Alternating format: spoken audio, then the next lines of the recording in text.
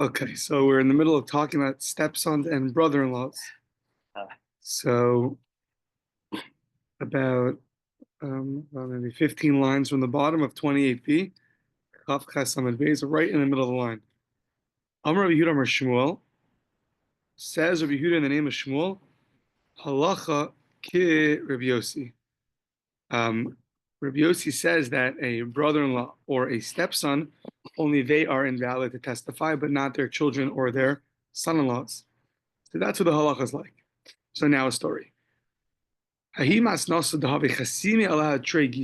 have a present that was gifted in the form of a document, and two brother-in-laws signed on it.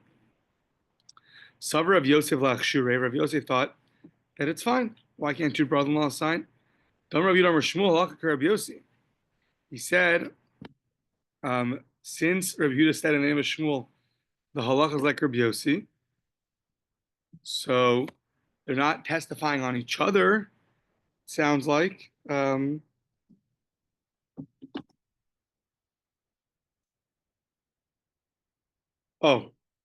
two Rabbi Yossis. There's this Rabbi Yossi in the Brisa, and there's another Rabbi Yossi in the mission that we had that said the only person that's invalid for testifying is the one who's going to inherit you. So that's the Rabbi Yossi of the Mishnah. So right now we're assuming that when he says the halacha is like Rabbi Yossi, he means Rabbi Yossi of the Mishnah, and therefore the only one who's invalid to testify is the one who's going to inherit you. So since these brother-in-laws are not going to inherit each other, so then there's no reason why they both can't be signing this gift document.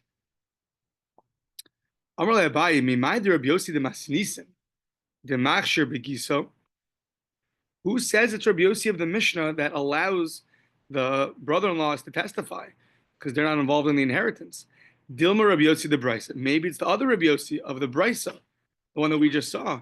The Pasel Begiso clearly states that a brother-in-law is invalid to testify. So he says, Lo sakadaita. Morning, Steve. Lo sakadaita the Amar Shmuel. Don't say that. Why not? Because Shmuel says, Kigon anu pinchas dehavin ache vegisi. Sounds like some kind of more sarcastic comment that Shmuel is like, sounds like the only time brother-in-laws can't testify is if they're actually brothers, meaning to say that in general, brother-in-laws cannot testify for each other. Aval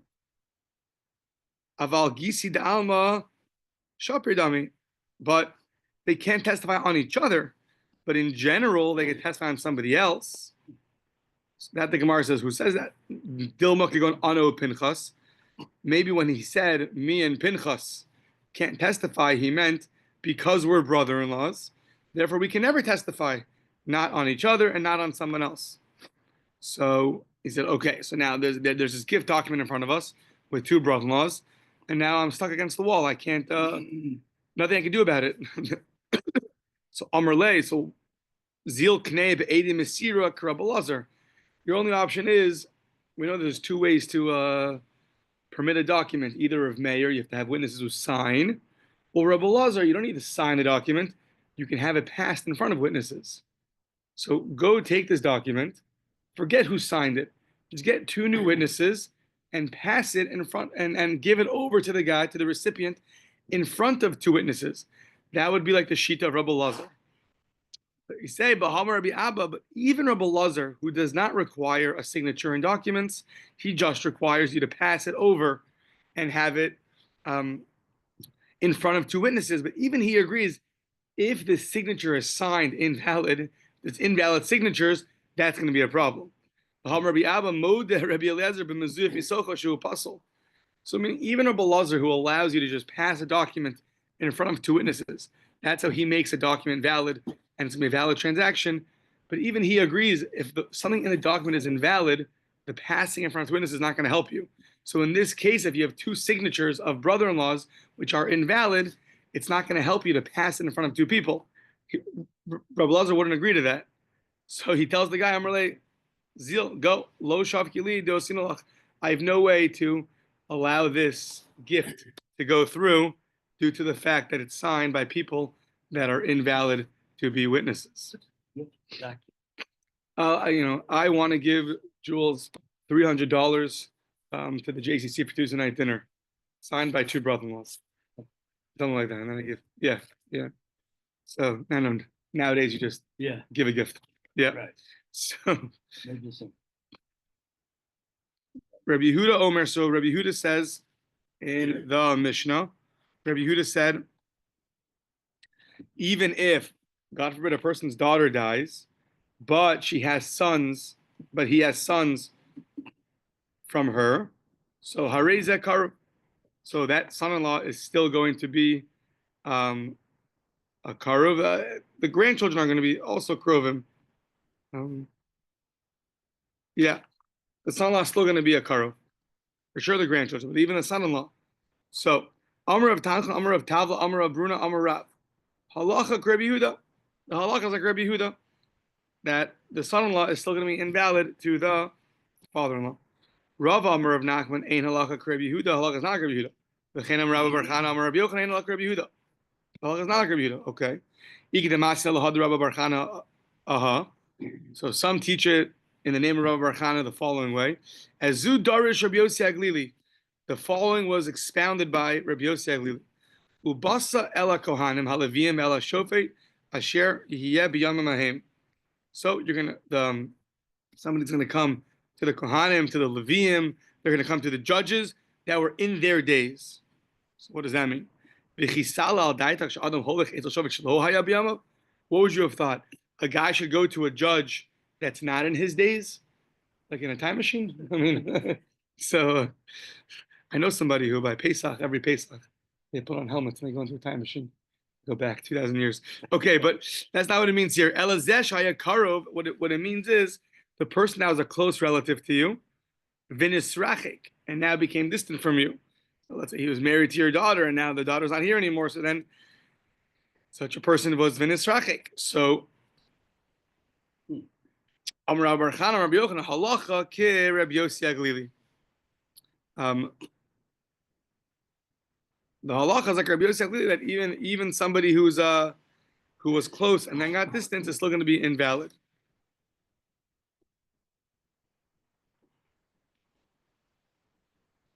Right?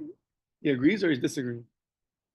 If someone's close and then invalid, they're good or they're no good.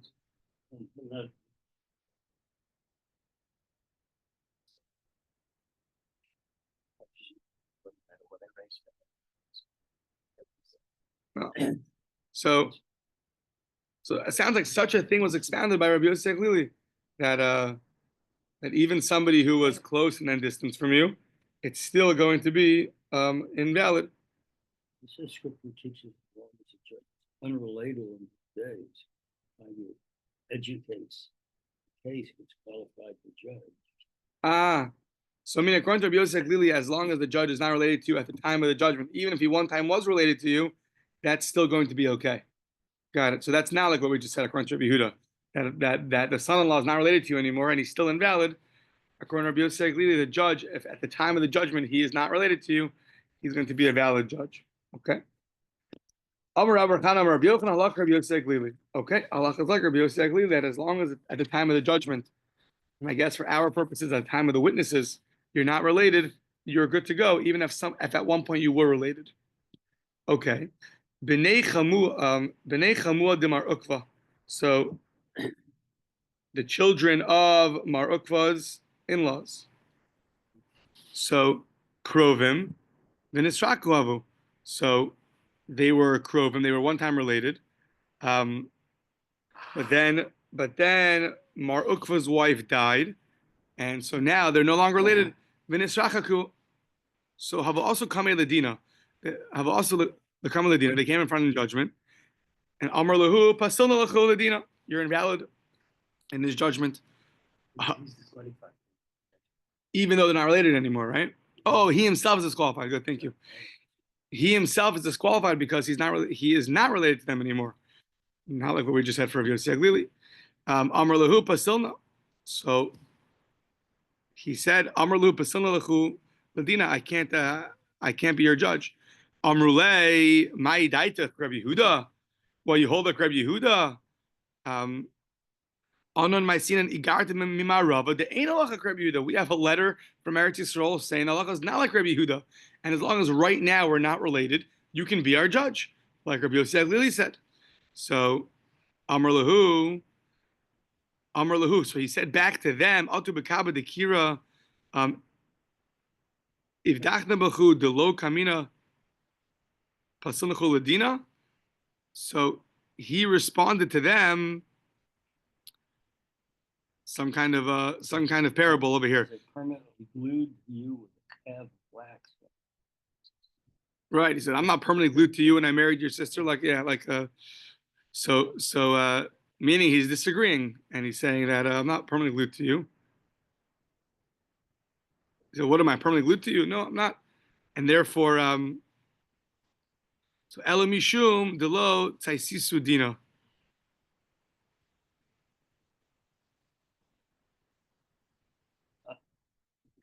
Yeah. What? What does he say? Oh, that said, I am disqualified from rendering judgment for you for any reason other than that I am concerned that you will not obey my decision since you perceive me as your peers. So it sounds like but he held that he can't judge their case because they were at one point related, right? No, he says he can't. He can. He can judge your case, but he doesn't think they're going to listen to him anyway. Oh, because they're like peers.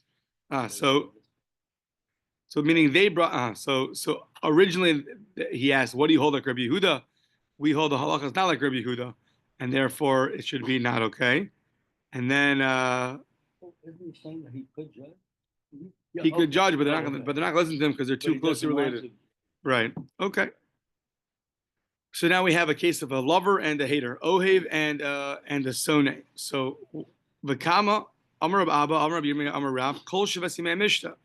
The entire 7 days of after the wedding, where you have that best man at all the parties and giving all the gifts, and so it sounds like in that period of time he cannot be a witness for his best friend. That's called an Ohev. So it's like a temporary best friend, you know. After that, he's good to go. So he said, well, it sounds like once the first day's over, then he is allowed to testify. So either he's only the best friend for the 1 day or for 7 days. Okay. Hasone is someone who for 3 days you never spoke to, you don't speak to him out of animosity. So Taner Rabbanan v'hulo oyev. So the Brisa says v'hulo oyev lo ya'idenu. So the pasuk in Bamidbar says v'hu lo oyev, he's not your enemy to you, v'lo mavakish also, and doesn't seek out to harm you. So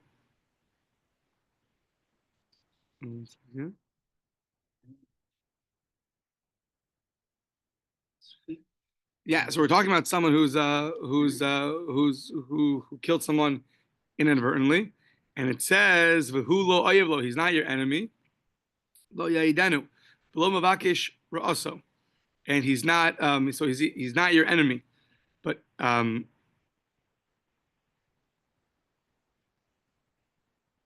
if you were your enemy, then he would not be able to testify. So okay, so Eshchan Sone. So that we found that someone who hates you can't testify, because here it says he's not your enemy, but if he was your enemy, then he would not be able to testify. But Ohev Minolan, how do you know that someone who's a best friend, or someone who you like a lot, you cannot testify for? So Kari Behachi, V'hu lo Oyev lo, instead of reading it Oyev, read it V'lo Ohev lo Ya'idenu. Someone who you love, you can't testify for. V'lo Mavakish also, and someone who you did not seek out bad things, V'lo Tovaso Yididenu. So it sounds like we're reading the word Oyev can also be read as Ohev, and therefore we have a hint in the pasuk that even someone you love, you can't testify for. It says the Gemara, Mide Ohev Ksiv. It doesn't say Ohev, it says Oyev. It says your enemy. He's not your enemy. It doesn't say he's the one you love. So Ella, you're right. Ella Svarahu. It's simple logic. Why? Oyev, why can you not testify on an enemy? My time mishum dimarach daite. So because like you really hate the guy, you're distant from him. So too, Oev nami mikarva daite. The same way you don't see things clearly when you hate somebody, you don't see things clearly when you love somebody. It's the same. You don't have that clarity. So v'Rabbanan hayilo oye. So and the rabbis hayilo oyevlo below mavakesh also mai darshibe. If it's simple logic, then that verse is now open for interpretation. So it says the Gemara chad ledayin. So chad ledayin. That the rabbis are going to agree that when it comes to a judge, I guess not a witness, that he's not going to be able to find any merit to the person he hates, so therefore he can't judge him. So idach kedetanya, and the other opinion is going to and I guess the other.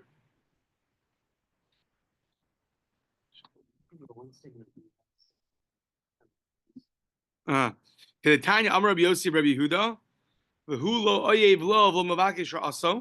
So that other one that interprets the verse that mikan l'shnei talmidei chachamim shesonim zed zeh she'ein yoshrin b'din echad.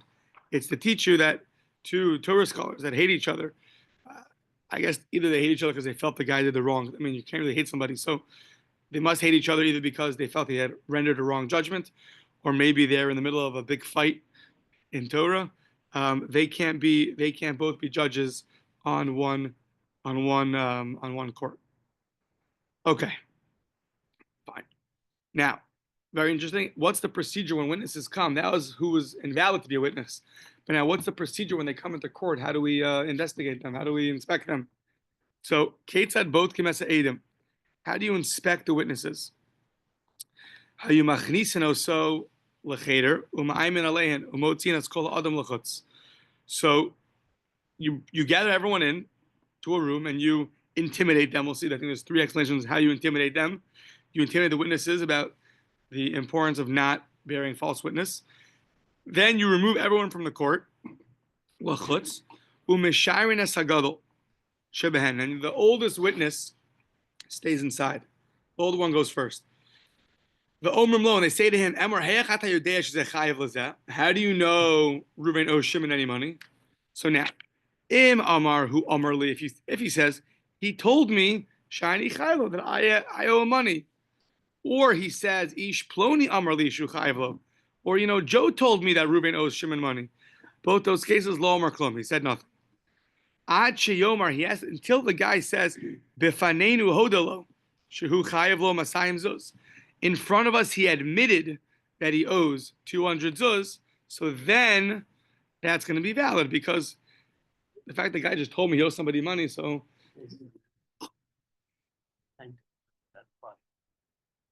meaning both Reuben and Shimon have to be in front of us. Meaning he has to admit to him in front of the other guy. Right. So the witness is saying that both Reuben and Shimon were in front of us, and then he told me that he told us that he owes Shimon, whatever it is, 200 zuz. But we'll see that. If you don't say that, then the guy can always just say, yeah, I wasn't serious. I was just joking. We'll see. Oh, yeah, yes, I said I owe money, and not only owe money. But in this case, then we believe him. We both can also. And then we bring the second guy in, and we check him. I don't know if we take out the first witness or we leave him there. I don't know. It doesn't say that you take him out. Maybe it's obvious, maybe not. I don't know. So you both can also. You do the same thing. So now, if you find their words to be, they match up with each other, so then no sim and no sim adavar, then you go back and forth and you judge the case. So, okay, so that's that. Now to the judges. Shnaim Omrim Zakai, 2 say he's innocent, Echad Omer Chayiv, and 1 say he's guilty, Zakai, he's innocent. Shnaim Omrim Chayiv, 2 people say he's guilty, Echad Omer Zakai, and 1 person says he's innocent, Chayiv, so then he's going to be guilty. He's going to owe him money. Echad Omer Chayiv, Echad Omer Zakai. 1 said he's obligated, 1 judge, and 1 judge said he's not obligated, he's innocent. So Afilu Shnaim Mezakin. So even if 2 judges say the guy doesn't owe money, or they say he is obligated to pay him, and the third guy says, Echad Omer Eini Yodeya, I don't know. I'm not clear. I have no clarity in this judgment. So what do? So Yosifu Hadayanin, you add two more judges because that third guy is maybe he'll come to a conclusion later on, meaning he's still part of the discussion. And if you only add one judge, then you might come out with an even court 2-2. So you have to keep this guy around, add two more, and now you're going to have five people, and you're going to have it's going to be uneven, and it'll either be guilty or innocent. So now, Gomru Esadavra, they finish the matter. Hayu Machnisin O son, and now they bring in the litigants. Hagadol Shebedayan and Omer. So now the head, either the oldest one or the wisest one of the judges, he says Ish Ploni. He tells the guy, you're innocent. Ish Ploni Ata Chayev. So it sounds like it's to say to each one. Reuben, you're innocent. Shimon, you're guilty, or whatever. Reuben, you don't owe money. Shimon, you do owe money. So now, how do you know that when the judges are leaving the courtroom, they can't tell one of the litigants, by the way, I'm on your side. It's my buddies that thought you were guilty, right? You can't do that. How do you? What can I do? My friends were greater than me. There was two of them, only one of me. So al zen amar, and here's like the gears are different, but either it's the pasuk of lo selech rachil, you shouldn't go and be a gossiper, or it says va'omer holdech rachil, you can't megala sod, so you're not allowed to go and reveal secrets. So either one of these two verses teach you that you're not allowed to just tell things that are not supposed to be told. But in the end, they didn't find whether one is liable or in the situation. Well, they do, right? You have three judges, so I missed it. right. So one is innocent, two are guilty, and two say guilty, right? So then, the judge who said that he thought Reuben didn't owe any money, that judge, meaning the judge said, okay, Reuben, you owe Shimon $100. Two judges said you owe him $100, and one judge said, I don't think so. Well, so he's overruled, and now he walks out and says, by the way, Reuben, like I thought you were innocent, but Rabbi so and so, Rabbi so and so, what can I do? They're 2 against 1. So that you cannot do. Yeah. Heichi amrinan. Okay, so now heichi amrinan lehu. So what is this intimidation that's used? Amr Yehuda hachi amrinan lehu nesiyim beruach v'geshem ein ish mishalel be. What's the verse say? Nesiyim beruach v'geshem ayin ish mishalel b'matas shaker. So it sounds like Rabbi Yehuda says you got to tell them that if they bear false witness, there's going to be a famine. So make sure you don't come and lie because there's going to be a famine. The rain's going to stop, and then no one's going to have any food. So to that, Rav says, "Amar Rav Yachil Neimer." That's not going to intimidate somebody. They'll just say, "Shav Shani have a kafna via Bava umna lo chalif." Rav will say, "I don't care if the rain doesn't go. I know that even if there's a famine, but if I have a good job, I can figure out how to make money here. So it doesn't rain. I know, so I can figure it out." So it's not such an intimidating, oh no, there's going to be a famine. If you're well equipped, you'll figure out how to do it. So Ella Rava says, Amar Rava, Amrina lahu, Meifitz v'cherev v'chetz shnun, ish ona b're'eyu eight sheker. Listen, there's a sword and a bow, meaning a person can get killed young if you die, if you bear false witness, so then your life is at stake. Amar Ravashi, that's not going to intimidate somebody. Yachla Meimer, Shav Shani, Hava Musna, Ve'inish below Shani lo shachiv. He says, nah, people don't usually die prematurely. It's not going to happen to me. So that's not such an intimidating factor either. Ella Maravashi Amar Li. So it's funny. This is like the big intimidation. Ella Maravashi Amar Li Nasan Amar Li Nasan Barbar Zutra Amrin Lahu. We say to them the following: Sahadi Shakri Augraihu Zili. People who bear false witness, so they're looked very lowly in their boss's eyes. He's going to treat them very not respectfully. Dichsiv, as it says, Voshivu Shnaim Anoshim B'nei Bliel Nogdu V'Yayiduhu Lemor Birchas Elohim Umalach. So this is in Malachim that she says. Yeah, when about Navos HaYisraeli, it says that the messengers, that the advisors of the king would give advice to the workers, and they would call them B'nai Belial, people who are, I don't know, godless, that any god. It sounds like they would belittle their workers. So, um, so this idea that you're going to be belittled by the ones who hire you, if you bear false witness, sounds like it's an amazing thing. Famine won't do it, death won't do it, but the fact that you'll be treated lightly, all of a sudden is the intimidation. Yeah. Yeah. Well, indeed. Yeah, it's an amazing thing. So im Amar who Amarli, yeah. So now Ad Shiomru B'Fanenu Hodelo Shu Chayiv Lo Masayim Zos. So now the two litigants, Reuven and Shimon, have to admit. Reuven has to admit in front of two witnesses, I owe him Masayim Zos. Just telling a guy, by the way, I think I owe Shimon $100. That's not going to cut it.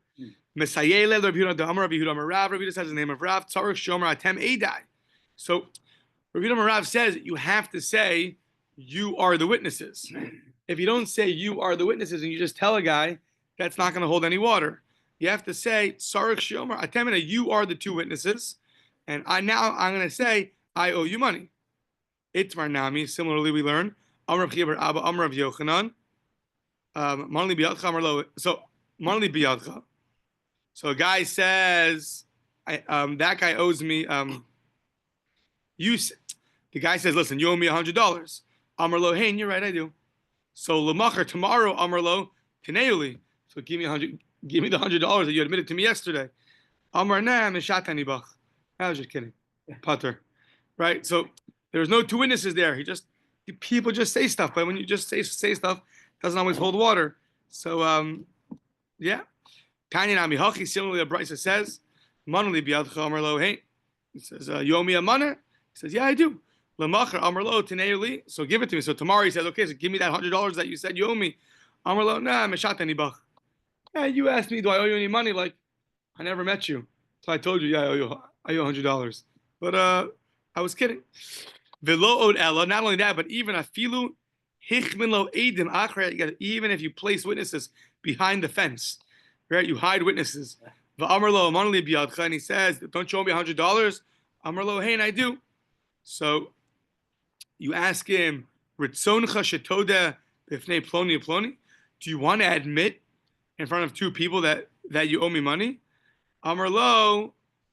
So then the guy says to you, nah, misyare ani, I'm a little scared. Shema takfineni ledin. Maybe they'll force me to come to judgment. So meaning, I really owe you money, but I don't want to do it in front of two people because then they're going to force me to go to court, and that's going to be a whole procedure. So now, the next day, lamacher amar lo, okay, teneuli. So give me that money. So amar lo, nah, mishatani bach, pater. Even though you have two witnesses hidden away, it doesn't matter. The guy has to say, you are my witnesses, because then it's a real, then we take him seriously. And now the end of this brisa just throws in the ein ton and lemesis. And we don't try to find any merits in a mesis as somebody who tries to convince others to do avodah zarah. Says the Gemara, what mesis mandikar shmei? Who was talking about this mesis guy who's trying to get other people to do avodah zarah? That wasn't the conversation. He says, no, you're right. You have to reread the brisa like this. Im lo ta'an. So the end of the brisa is going to be if he doesn't have any claim, the guy that is trying to get out of paying, if he has no claim to absolve himself, ein ton and lo. We're not going to find claims for him. I mean, there's no mitzvah on us to try to figure out why Reuven doesn't owe Shimon $100. However, B'dinei nefashos, there's a special verse. Comes to capital punishment, where two witnesses say we saw Reuven kill Shimon. There, the judges are obligated to go find as much as they could merits to try to absolve Reuven from the death penalty. Afal gav de lo ton, even if Reuven himself has nothing to say for himself, we still tone and low. We're gonna say for him merits. Maybe it was like this, maybe like that, maybe like that. We're gonna try as hard as we could to absolve him from the death penalty, even if he himself doesn't have any good claim to defend himself. The ein ton, but by a mesis we don't do that. Ein ton and mesis.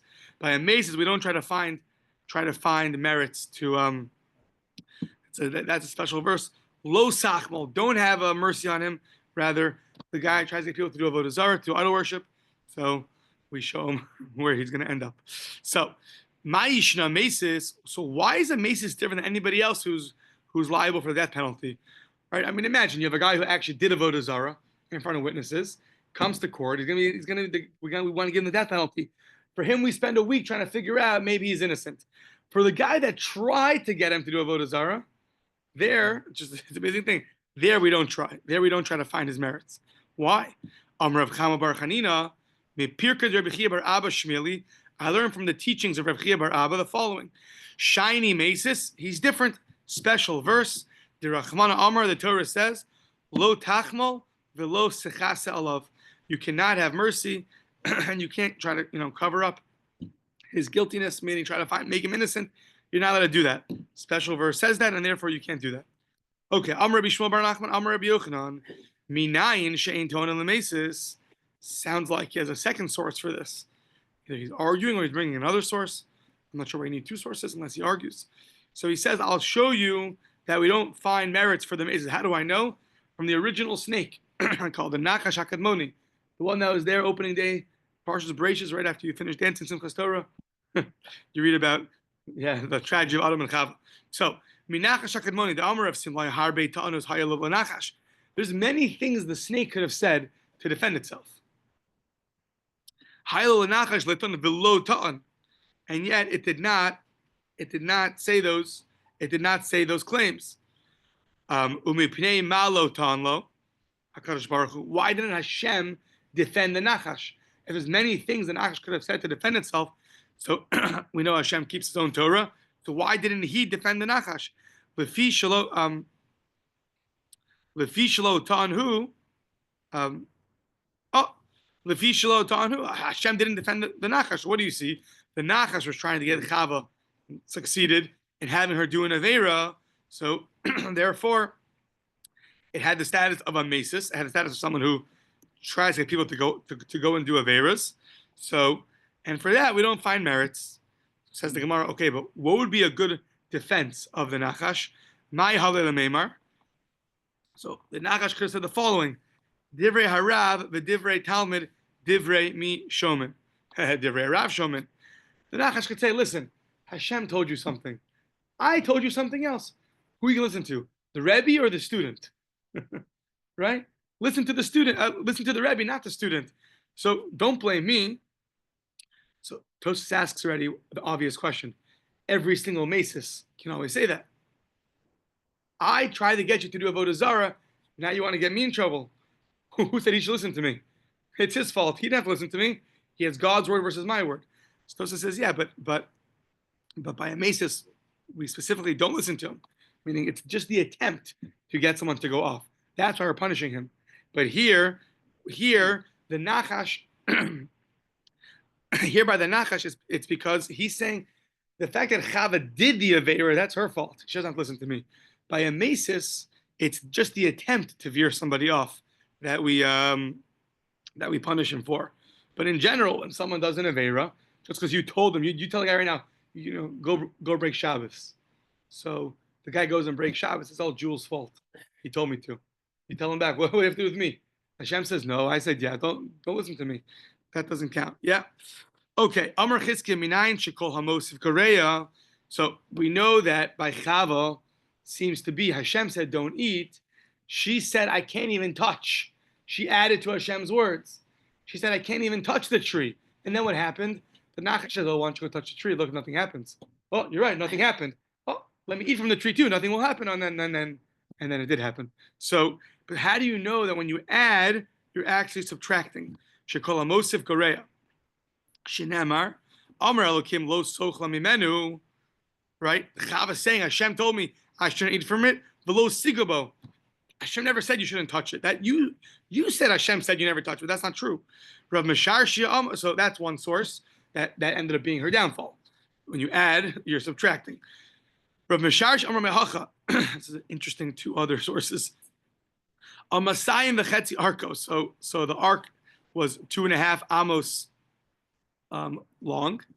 Now that aleph of Amasayim, if you take away the aleph, it would be Masayim. It would be 200. So you added an aleph and you lost out 197 and a half measurements of the aron. Okay, interesting. Rav Ashi Amar, it says by the cover of the Mishkan, Ashte Asara Yirios. So the Ashte Asara Yirios means 11. If you take away the first letter ayin, what would you get? Shtei Asra Yirios. 12 coverings. 12. Yeah, 12. 12 coverings, right? Yeah. Okay. Amar Abai. So now back to what we're talking about. This idea that you have to say you are my witnesses, and if not, the guy could just say, yeah, I'm just joking. Amar Abai lo shanu ela de Amar mishatani bach. So we taught that a guy can say, I was just kidding. Aval Amar, turning the page, lo hayu dvarim ma'olam.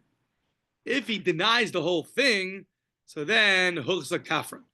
Then he's already he has a status of a kafra, someone who denies everything, and we're not even going to believe him if he made a shvuah. I mean, to deny the whole thing, that you're already a status of a sense of a liar. To say I said it, but I was joking with you, okay, fine. But here you're called a kafra, and you're called someone who denies everything, and even if it gets to the state of making a swear, making a shvuah, making an oath, we're not going to believe you. Rav Papa Bray, the Rav Acha Bar Ada Hachi Amrina and Mishmei the Rava. They said the following in the name of Rava: Kol mili dichdi lo dikiri inshi. So, very interesting. Anything for now. People just say things, so they don't remember what they said. People who say meaningless things don't really remember them because they're meaningless. So when the guy says, so therefore, even if he denies the whole thing, it's not a problem because people don't remember meaningless statements. So it could be he actually, he doesn't remember saying anything. So hahu de ichmin le edim lechavre bekilte. So a guy went and he hid witnesses behind some kind of curtain, a bed curtain. Amar le, he told the guy, "Manli bialcha yomi $100." Amar le, yeah, I do. Amar le, hein. Amar Eiri v'shachvi lahavi lechasadi.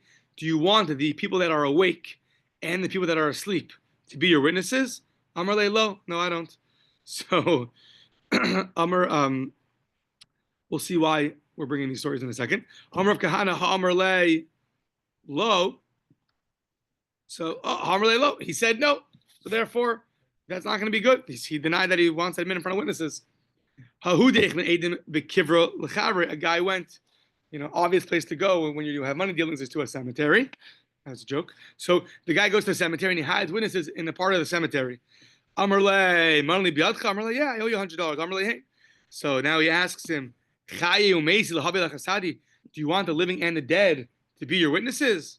Amarle, lo, no, I don't. Amar Shimon, Amarle, lo. He said no. Okay.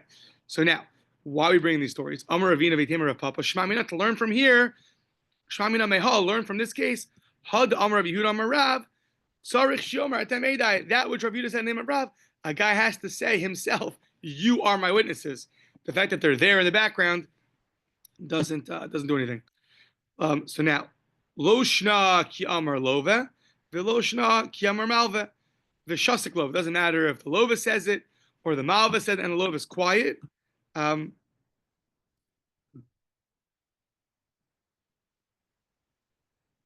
Loshna kiyamar lova. It doesn't matter if the lova says you're my witnesses. The loshna, if the malva, if the debtor, if the creditor says the lender, if he says you're my witnesses, and the lova is quiet. Taima de amar lova lo about ishasik achanami. It's only if the lova said no, but if the lova keeps quiet, so silence is a form of consent. And since he says so the lender says you two are my witnesses, and the borrower keeps quiet. So we see that that he agrees to this. He agrees that they should be his witnesses. Okay. Hahu dahavu karilahu kav rashu. There was a guy that they called, basically full of documents. You have a whole measure. Kav's a measurement. There's a whole measure of documents upon you. Meaning the guy was very much in debt. So they called him basically in debt. So he said, so he gets up and he says, Amar man masik bi. The only people who owe me money are Ella Ploni Ploni, Ella Ploni Ploni, Asu Tavu Ladina. You know, whoever owes, whoever I owe money to, except for Ploni Ploni, should come to court, and settle the case with me. So Asu Tavu Ladina, Kameder of Nachman, they went in front of Rav Nachman, and they took this guy to court. So Amar Rav Nachman, no, that doesn't count. Why? A guy getting up and saying that statement, just doing that, Adam Asui Shalola has PS Atzmo. He wants to make himself seem like he's not, totally in debt. Yeah, only guys owe me money is, Jim and Joe, but that's it. So, come take me to Bezdin. So he's just saying that, he doesn't want to look like a guy who's totally swamped.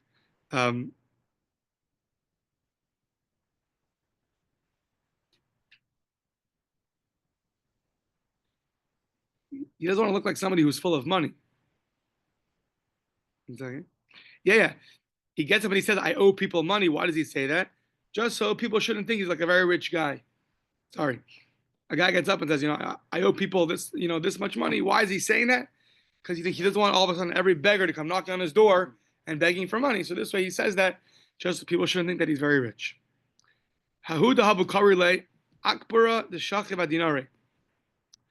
Certain guy, they called him a mouse who sleeps on his money. I mean, he has all this money under him, and then he's doing nothing with it. So Kika Shacha, when the guy was dying, Amar Planya Masku Bizuzi. So he says that Ploni, they owe me money, right? They have a claim against it. I owe them money. Sorry, that I owe them money. So now that's what he said. Then he died.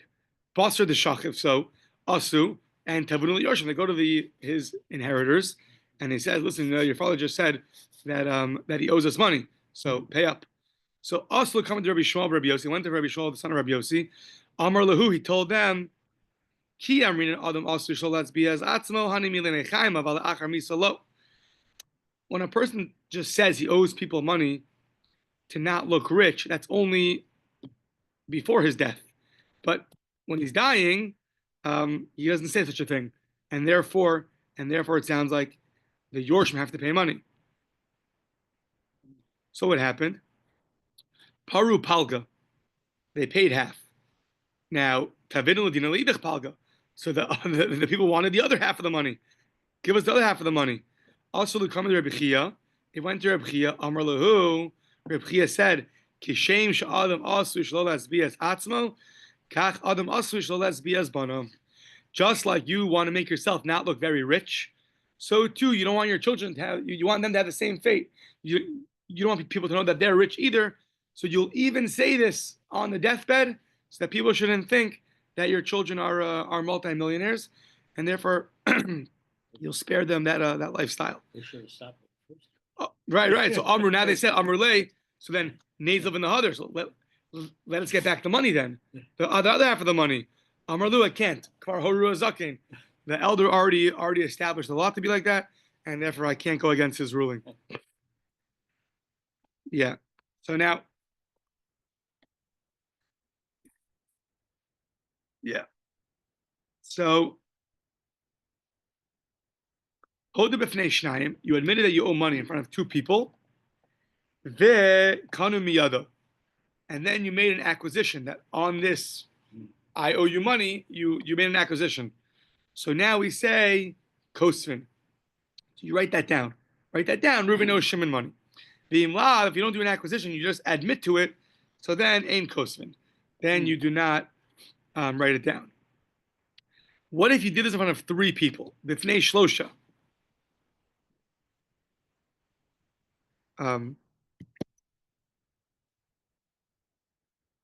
Meaning Rashi says even in case where you said you are my witnesses, at the end of the day, if you don't do a acquisition, they're not going to write it down.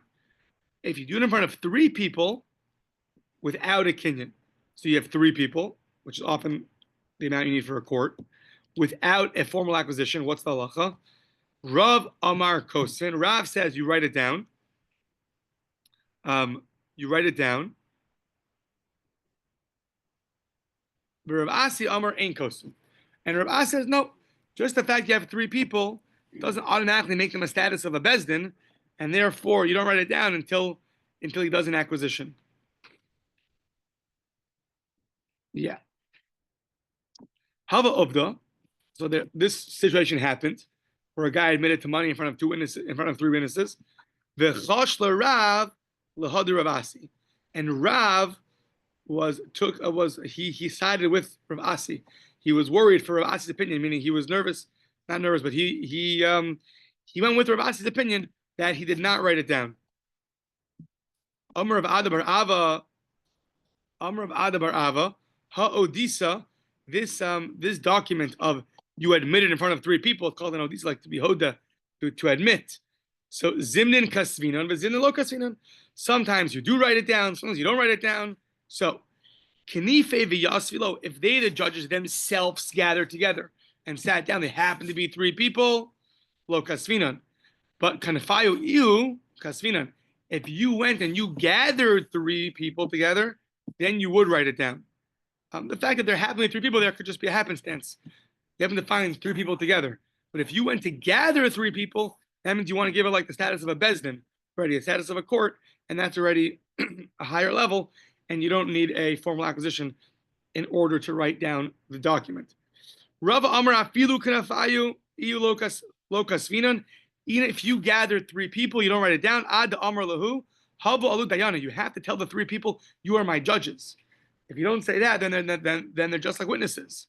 Mar Ravashi Amar afilu Amar havu alu dayani lokas vinan. You still don't write it down, even if you say you are my judges. Ad the kaveh duchta the shalchi umazamni leile beidina. Until you establish that we're going to meet at this place, at this courthouse, and you go and you send for everyone to go to court. So much more of a formal court. Just 3 guys, even if you say you are my judges, it's not going to have that same status until you go to a court and you summon to a court and you do it in that kind of, and you do it like that, then it's going to be the status of a court. And therefore, you do not need a formal acquisition in order to write down that Reuben owes Shimon money. What's the benefit of writing it down? Now you have it in now you have it in a document. No one can deny it.